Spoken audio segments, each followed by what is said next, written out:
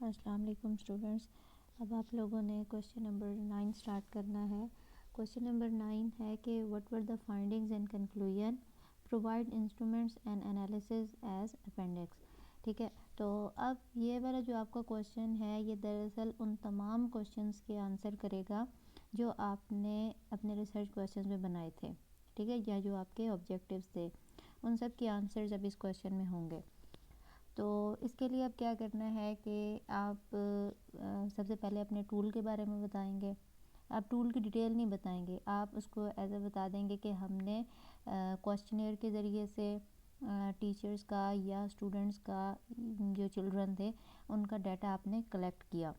ठीक है, और इसको ये बात सिर्फ इतनी सी लिख के आपने ब्रैकेट्स में बता देना है कि सी अपेंडिक्स, और जो फिर आपका अपेंडिक्स होगा जो आपने उसमें अपेंडिक्स में बनाया होगा क्वेश्चनियर, ठीक है, उसका यानी रेफरेंस दे देंगे। तो उसमें आप बता देंगे कि जिसके अंदर पार्टिसिपेंट्स की क्या थी, डिटेल्स थी। अच्छा, उसके बाद अब अगर यहाँ पर डिपेंड करता है कि आप अपने रिज़ल्ट्स को जस्ट टेबल्स की फॉर्म में शो करना चाहते हैं या फिर आप शो करना चाहते हैं ग्राफ के ज़रिए से, तो आप किसी भी तरीके से ये काम कर सकते हैं। तो अब जिन स्टूडेंट्स ने अगर किए हैं ऑब्जेक्टिव्स में, आपने लिखा था कि हमने रोल बताना है या इम्पोर्टेंस बतानी है कि कौन सी चीज़ ज़्यादा बेहतर है, ठीक है, इंडिकेटर्स जैसे आपके थे, तो उसके लिए फिर आप क्या कर सकते हैं, ग्राफ बना सकते हैं। और आपने अगर 5 इंडिकेटर्स लिए हैं या 6 इंडिकेटर्स लिए हैं तो उन दोनों का क्या कर सकते हैं, ग्राफ बना सकते हैं।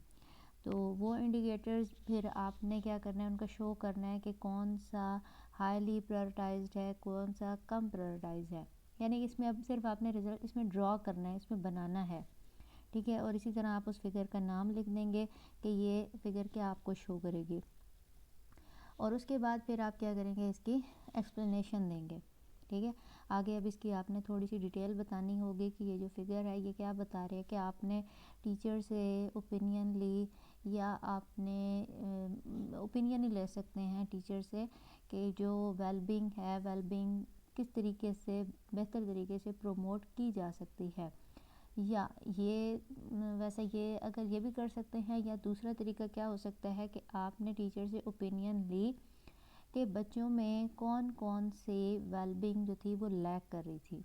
ठीक है, तो इस तरीके से भी क्या हो सकता है कि आप इस जो वेलबींग आपने सब थीम सेलेक्ट किया उसकी इम्पोर्टेंस पता चल जाएगी। अच्छा, दूसरा ये हो गया। तीसरा तरीका क्या हो सकता है कि जो इंडिकेटर्स थे, ठीक है, अब इंडिकेटर्स फॉर एग्जांपल क्या हो सकते हैं, हम्बलनेस हो सकती है, काइंडनेस हो सकती है, फॉरगिवनेस हो सकती है, टॉलरेंस हो सकती है, या पेशेंस। तो ये इंडिकेटर्स हो सकते हैं। तो अगर इनका आपने क्या, इनको भी प्रायोरिटाइज़ करना था कि कौन से जो है सबसे बेहतर है, कौन सी वेलबींग जो इंडिकेटर है उसका बेहतर है, तो उसके लिए भी आप यही फिगर यूज़ कर सकते हैं। तो 3 पर्पसेस हैं, किसी भी मकसद के लिए आप इसको कर सकते हैं। फिर उसके बाद आप इसको रिलेट करेंगे अपने नेक्स्ट टेबल के साथ कि आपने जब टीचर से ये वाला डाटा लिया, तो ओपिनियन ले ली क्वेश्चनेयर के ज़रिए से, तो आपने फिर उसके बाद यानी कि चेकलिस्ट बनाई। चेकलिस्ट के ज़रिए से आपने क्या किया, इसी चीज़ को एनालाइज़ किया। यानी आपने एक पोस्ट टेस्ट जो क्रिएट किया था, तो पोस्ट टेस्ट के यहाँ पर रिज़ल्ट्स आएंगे। बनाना पोस्ट टेस्ट भी यहाँ पर नहीं है, लेकिन उसके रिज़ल्ट्स यहाँ पे बताने हैं कि पोस्ट टेस्ट कंडक्ट करने के बाद आपने ऑब्जर्वेशन चेकलिस्ट के ज़रिए से डाटा शो किया कि जो आपने सैम्पल साइज़ फॉर एग्जांपल उस टाइम लिया था 24। ठीक है, तो आप बताएंगे कि जो आपने 24 स्टूडेंट्स का सैम्पल लिया था अपनी पॉपुलेशन में से, उनमें से कितने बच्चों ने पार्टिसिपेट किया पोस्ट टेस्ट में। क्योंकि कुछ बच्चे जैसे एब्सेंट होते हैं, तो उस टाइम जब आपने सैंपल लिया था वो ज़्यादा था, लेकिन अगर कोई मिसिंग है तो वो फिर आप यहाँ पर वो एक्यूरेट बता देंगे कि 24 में से फॉर एग्जांपल 20 स्टूडेंट्स ने पार्टिसिपेट किया था किसमें, पोस्ट टेस्ट में, या 40 में से 30 ने किया या 35 ने किया और बाकियों ने नहीं किया। यानी एक आधी लाइन में ये बात आप बता देंगे। उसके बाद फिर आपने ड्रॉ करना है टेबल। तो टेबल 1 उसको भी ऐसे ही आप लेबल कर देंगे, उसका नाम दे देंगे। और टेबल में फिर आप टेबल कैसे बनाएंगे, सीरियल नंबर का एक कॉलम बना देंगे, इंडिकेटर्स का एक कॉलम बन जाएगा। फिर उसके बाद इंडिकेटर्स के आगे जैसे मैंने पहले भी बताया था, तो यहाँ पर अब आपने इसको ड्रॉ करना है और इसके अंदर रिजल्ट्स लिखने हैं। ठीक है। 5 लेवल जो थे, excellent, good, average, satisfactory, below, तो ये भी हो सकते हैं, इसके अलावा भी हो सकते हैं, ठीक है। एक्सीलेंट हो सकता है या वेरी गुड भी हो सकता है, तो इस तरीके से और भी बना सकते हैं। फिर उसके बाद जो इंडिकेटर्स वाला कॉलम है, तो उसके अंदर सारी आगे रोज़ में आप क्या लिखते जाएंगे कि जो भी आपके इंडिकेटर्स थे, जैसे काइंडनेस था, फॉरगिवनेस थी, या उससे पहले जो बताया था कि जो स्पीकिंग थी या लिसनिंग थी, तो उस तरह से वो भी आप बॉडी लैंग्वेज वो भी बना सकते हैं इंडिकेटर्स। तो अब क्या होगा कि अब जो ये लेवल्स थे, अब इस टेबल को आपने फिल करना है, ठीक है। अब जैसे फॉर एग्जांपल आपने लिया काइंडनेस, ठीक है। तो काइंडनेस अब जो एक्सीलेंट वाला होगा, तो इसमें आपने इसको ज़्यादा शो करना है, क्योंकि ये पोस्ट टेस्ट है, और पोस्ट टेस्ट के बाद आपने अपने वर्क को बेहतर ही शो करना है कि आपकी एक्टिविटीज़ या आपके जो मेथड से ये चीज़ बच्चों में इम्प्रूव हुई है, यानी वेलबींग को आपने प्रमोट किया है। तो इसमें आप अगर 20 आपने स्टूडेंट लिए, तो 20 में से कहते हैं फॉर एग्जांपल के 15 जो स्टूडेंट्स थे उनके अंदर अब काइंडनेस बेहतर हुई है। गुड में कह दें कि 2 बच्चों ने क्या किया है, उनकी अब यानी कि वेलबींग कुछ बेहतर हुई है 2 बच्चों की। एवरेज में 1 बच्चा आ गया, सेटिस्फैक्ट्री में 1 आ गया, बिलो में। अब इस तरीके से क्या साबित हो रहा है कि जो एक्सीलेंट यानी काइंडनेस आपके वर्क से इम्प्रूव हुई है, ठीक है। और बिलो में अब सिर्फ कोई 1 आधा बच्चा है। तो इसी के साथ साथ जो आप ये नंबर लिखेंगे, नंबर के साथ आपने उसकी परसेंटेज भी लिखनी है, उसी यानी कि नंबर के साथ। परसेंटेज सिंपली कैसे फाइंड कर लेंगे कि अगर फॉर एग्जांपल 15 स्टूडेंट्स हैं, तो 15/20 मल्टीप्लाई बाय 100। और इस चीज़ को मेक श्योर करना है कि जो आपकी एक रो बनेगी, यानी इन 5 लेवल्स की, तो वो जब काउंट करें नंबर्स को, तो वो आपके वही नंबर होने चाहिए जो आपके नंबर ऑफ़ स्टूडेंट्स थे, ठीक है, और जो अपीयर हुए। और उसके अलावा जो परसेंटेज है, वो परसेंटेज टोटल कितनी होनी चाहिए, 100 होनी चाहिए। इसी तरीके से फर्दर जो 5 या 6 इंडिकेटर्स हैं, नेक्स्ट अगर फॉरगिवनेस है या टॉलरेंस है या पेशेंस है, तो उसके लिए भी इसी तरह से करना है। अब वहाँ पे नंबरिंग चेंज कर लेंगे। अब नेक्स्ट में क्या कर सकते हैं, एक्सीलेंट में 17 कर सकते हैं, 18 कर सकते हैं, 16 कर सकते हैं, ठीक है। और किसी में आप जैसे बिलो या सेटिस्फैक्ट्री में 0 भी कर सकते हैं कि अब कोई भी इस तरीके से लेफ़्ट मतलब स्टूडेंट नहीं है। इसी तरह से 14, 13, 2, 1, 0 ये रेशो, 13, 2, 2, 2, 1 रेशो, तो इस तरीके से मुख्तलिफ रेशोज़ आपकी बन सकती हैं, ठीक है। अब ये एक टेबल में लिखने के बाद आपने क्या करना है, आपने नेक्स्ट जो है नंबरिंग दे देनी है। जैसे पहले नंबर 1 और फिर उसके आगे उसको एक्सप्लेन कर देना है अपने पहले इंडिकेटर को। अब यहाँ पे इंडिकेटर का नाम नहीं लिखना, क्योंकि ऑलरेडी आप सीरियल नंबर में वो सीरियल उसको दे चुके हैं। तो यहाँ पे जब 1 लिखेंगे, तो उसमें आपने अपनी जो पहला इंडिकेटर है उसको इंटरप्रेट कर देंगे।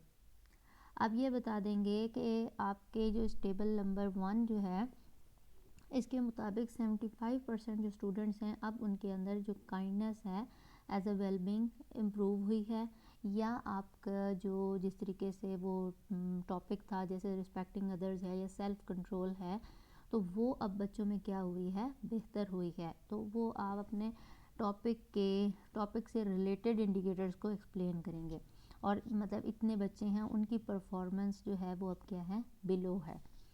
इसी तरह से नेक्स्ट जो इंडिकेटर होगा, तो उसमें भी आप बताएंगे कि जो आफ्टर ट्रीटमेंट है, आफ्टर ट्रीटमेंट का मतलब ये है कि आपका मेथड अप्लाई करने के बाद बच्चों ने अपनी स्किल्स नहीं कह रहे हैं, वेल बीइंग को एक ग्रेट एक्सटेंट तक इम्प्रूव किया है, ठीक है। अच्छा, और बताएंगे भी सही कि किस तरह से इम्प्रूव किया है, ठीक है। अब जैसे फॉरगिवनेस है, तो आप बता सकते हैं कि अब स्टूडेंट्स एक दूसरे की जो गलतियाँ होती हैं उसको क्या कर सकते हैं, माफ़ कर देते हैं, इश्यूज़ को खुद ही रिजॉल्व कर लेते हैं, झगड़ा नहीं करते। तो इस चीज़ को थोड़ा थोड़ा आपने एक्सप्लेन करते जाना है, यानी वजह भी बताते जाना है किस तरीके से इम्प्रूव किया गया है। तो इसी तरह से आप फर्दर वही करते हुए 5-6 जो हैं वो आप कर लेंगे कि पहले बच्चे इस तरह से थे, अब जो है उनका सक्सेस रेट बढ़ गया है, अब आपस में उनका बिहेवियर बेहतर होता है, ठीक है। जो लहजा होता है, टोन होती है, टोन में कमी, ये टोन भी एक जो है इंडिकेटर बन सकता है, ठीक है।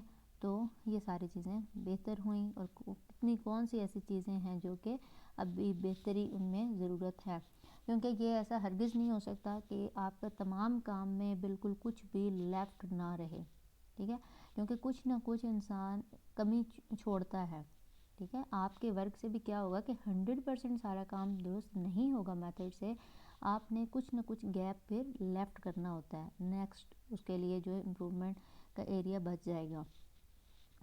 ये आपकी टेबल नंबर 1 की इंटरप्रिटेशन होगी। अब ये आपकी अपनी मर्ज़ी है कि आप कितने टेबल्स बनाना चाहते हैं, 2 टेबल्स बना के इनफ हैं, 3 बना लें, मोर देन वेल, ठीक है। ये जितने भी आप जो है उस तरीके से बना सकते हैं, जितने आपके वहाँ पे स्पेस होगी आप उतने बना लें। अच्छा, नेक्स्ट जो है आपका जो टेबल बनेगा वो उसमें आपने क्या बताना है, अब यहाँ पे स्टैटिस्टिक्स अप्लाई हो रही हैं, ठीक है। तो इसमें आपने, जैसे मैंने पहले भी बताया था कि जब आपने अगर क्वेश्चन नंबर 7 में बता दिया कि आप इसमें standard deviation, standard error mean find करेंगे, ठीक है, तो वो भी आप कर सकते हैं। अब यहाँ पर आप क्या करेंगे, यहाँ पर आपने पहले बता देना है कि मीन कितना है, ठीक है, मीन फाइंड करने का फार्मूला, फिर स्टैंडर्ड डेविएशन का फार्मूला और स्टैंडर्ड एरर मीन का। तो अगर ये आपको नहीं आएगा तो आपने मुझे बता देना है, तो आपको ये कैलकुलेट करना मैं बता दूँगी। तो अब इसमें आपने अगेन एक टेबल बनाना है, तो इसके अंदर फिर आपके कॉलम्स बन जाएंगे। कॉलम्स कितने बनेंगे, पहला कॉलम तो बनेगा इंडिकेटर का, उसके बाद अगले कॉलम्स जो होंगे, अब यहाँ पर आपने सिर्फ क्या करनी है, नंबरिंग दे देनी है कॉलम्स में, ठीक है, 1 2 3 4 5 या जितने आपके इंडिकेटर्स हैं उनके सिर्फ नंबर दे देने हैं, क्योंकि आपके पास इतनी शायद स्पेस नहीं होगी। फिर उसके बाद जो इंडिकेटर्स वाला कॉलम है तो उसमें आप फिर मज़ीद आगे क्या लिखेंगे, आपने 4 जो रोज़ आपकी बनेंगी, पहले में लिख देंगे कि प्री टेस्ट स्टैंडर्ड डेविएशन, और स्टैंडर्ड डेविएशन को आप S.D भी लिख सकते हैं। इसी तरह से पोस्ट टेस्ट स्टैंडर्ड डेविएशन हो सकता है, pre test standard error mean, post test standard error mean. अच्छा, अब जो आपका प्री टेस्ट स्टैंडर्ड डेविएशन था, अब इसमें आपने क्या करना है कि जो आपको मैंने कहा था कि पहले आपने प्री टेस्ट की भी एक ऑब्जर्वेशन चेकलिस्ट थी, वो आप रफ़ में बना सकते हैं, ठीक है, रफ़ वर्क में। तो उसमें आपने जब वो बनाया, अगर आप नीट करके भी अटैच करते हैं तो इट्स मोर देन वेल, आप बना लें। तो इसको अब आपने क्या करना है कि जहाँ आपने 75% अगर एक्सीलेंट किया है पोस्ट टेस्ट में, तो उसी को आप प्री टेस्ट में 1% कर दें, ठीक है। तो उससे क्या होगा कि फ़र्क पता चल रहा है। अब अगर आप यहाँ पे स्टैंडर्ड डेविएशन या एरर मीन नहीं फाइंड करना चाहते तो आप परसेंटेज के ज़रिए भी कंपैरिजन कर सकते हैं, ठीक है। इजी आपके लिए रहेगा कि अगर आप परसेंटेज के ज़रिए कर लें कि पहले क्या था कि 75% क्या था, एक्सीलेंट था, सॉरी पहले 1% जो था वो एक्सीलेंट था, और अब पोस्ट टेस्ट में क्या हुआ है, 75% एक्सीलेंट हुआ है। तो इससे क्या हो रहा है, आपको खुद एक बात समझ आ रही है कि पहले एक चीज़ बेहतर नहीं थी, और आपका ट्रीटमेंट अप्लाई करने के बाद वो चीज़ क्या हुई है, प्रमोट हुई है, डेवलप हुई है या एनहांस हुई है, ठीक है। तो इसको आपने, इस टेबल को बनाने के बाद आपने 4 से 5 6 जितनी भी लाइनें हैं उसमें आपने एक्सप्लेन कर देना है कि जो डाटा हमें टेबल नंबर 2 से ऑब्टेन हुआ है वो ये शो कर रहा है कि स्टूडेंट्स की वेलबींग काफ़ी हद तक इम्प्रूव हुई है, और वो वेलबींग कौन सी आप लिखेंगे, जो वेलबींग आपका टॉपिक था, ठीक है, कि ये इम्प्रूव हुई है आपके इस, और अपने मेथड भी बता देंगे कि इस मेथड से, यानी कि आपका ये अब जो टेबल आपने बनाया है ये क्या है, एक एविडेंस है, ठीक है। तो फिर उसके बाद आगे बता देंगे कि पता कैसे चला, क्योंकि जो स्टैंडर्ड डेविएशन है वो पोस्ट टेस्ट में ज़्यादा है और प्री टेस्ट में स्टैंडर्ड डेविएशन कम है। इसी तरह से आप बता देंगे जो स्टैंडर्ड एरर मीन है, स्टैंडर्ड एरर मीन चूँकि 0 से 1 तक ही होता है, जो अगर हो तो वो क्या वैलिडेट करता है, सैम्पल साइज़ के ऑब्जर्वेशन को।